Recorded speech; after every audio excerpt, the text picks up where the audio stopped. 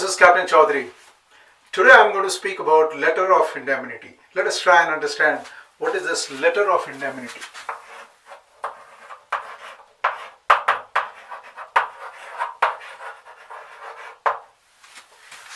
Letter of indemnity may be offered to the master, sometimes the ship owner, by the shipper or the charterer in order to agree for certain terms, in order to agree for certain terms which are not there in the agreement, so that the ship owner is not held liable. He is not legally liable for certain losses, damages, etc. So it's an assurance given to the ship owner that in case the other party makes some mistake, does not go as per the agreement, or has to change the terms of the agreement for maybe saving time, etc., then the ship owner is not put to loss. Ship owner is not legally liable. The ship won't be arrested. Basically, letter of indemnity can work in international shipping business. Time is very important in shipping, as you know. So probably to save time, there is a shortcut that is applied. But at the same time, the shipper gives assurance to the ship owner, don't worry, in case of any liability, any damage, any loss, we will take care. Master, whenever he is offered letter of indemnity, should always look at the letter of indemnity with an eye of suspicion. Strictly speaking, in a straightforward business, in straightforward dealings, the letter of indemnity should not be given by any party to the other party. But what happens is, there is a genuine importer of the cargo. Cargo arrives, the ship is waiting, everything is waiting, but the documents have not arrived. There is some logistic problem, there are some problems in respect of documents. The master is requested, can you release the cargo? Ship owner is requested, can you release the cargo? Now master, if he is offered this letter, he must seek the advice of a P&I correspondent, and he must inform the ship owner. He should wait for ship owner's written permission or instructions that the cargo can be released. Now master is also offered letter of indemnity in situations where a shipper requests master to sign clean bills of lading. Clean bills of lading, whereas the cargo, packing, etc. might be damaged. In one particular case where the orange juice was exported through the drums, and the drums were oozing off the liquid. Now the shipper said, this is the usual way we export and there is never any problem. Master, you are carrying it for the first time, but this is the normal trade, and 2-3 other people will also support it. And master is told, like, in case you face any liability, the ship owner faces any liability, we are giving this letter of indemnity. This letter of indemnity is supported by first class bank guarantee also. Now a master is convinced, he feels that he is new to the trade, but these people are always exporting. He signs clean bills of lading. When the case went to the court of law, they said that the first class bank which gave the guarantee was all right, appropriate, capable. But then master signing a clean bills of lading, whereas the bills of lading should have been claused, was in a way master party to the fraud. Master hand in gloves with the shipper to fool the receiver, the innocent receiver who's paid money, and you're telling him that the cargo that arrives you is clean.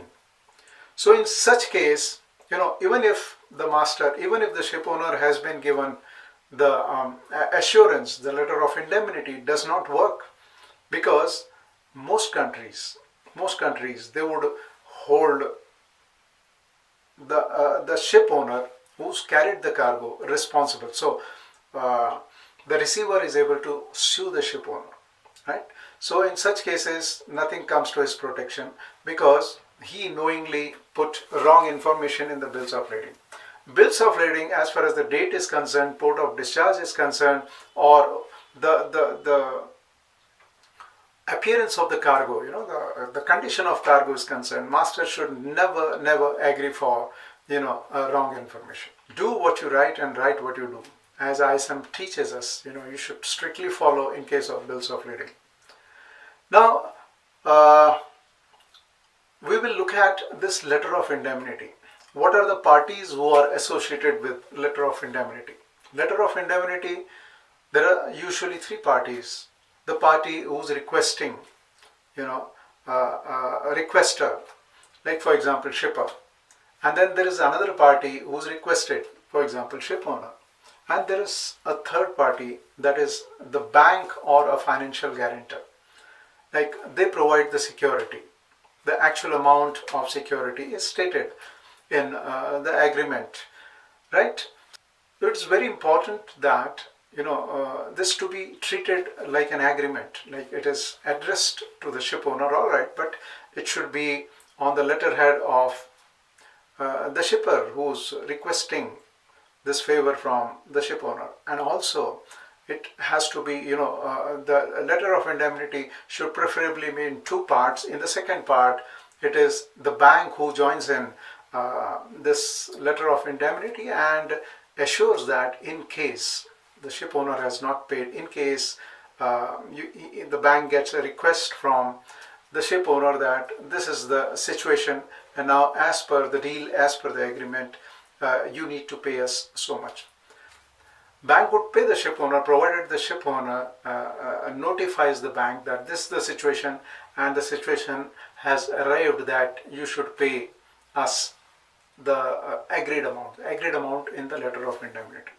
In which situations the letter of indemnity is usually offered to a ship owner? Number one, when the bills of lading are not ready, they would probably arrive later on, and the cargo is ready, the ship is ready.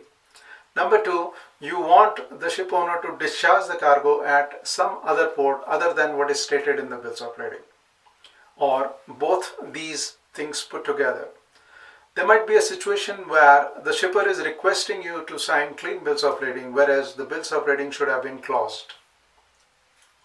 There might be situations in which the cargo which is conventionally carried in a particular form, the shipper wants to export the cargo in some other form, and as a ship owner you protest that this is not the way the cargo should be exported. Then to secure you, to assure you that there's going to be no problem to the ship owner, they might issue this letter of indemnity. There might be a situation where open or negotiable bills of lading is offered, and the cargo in transit might change hand. The ownership might change hand, not once, maybe several times.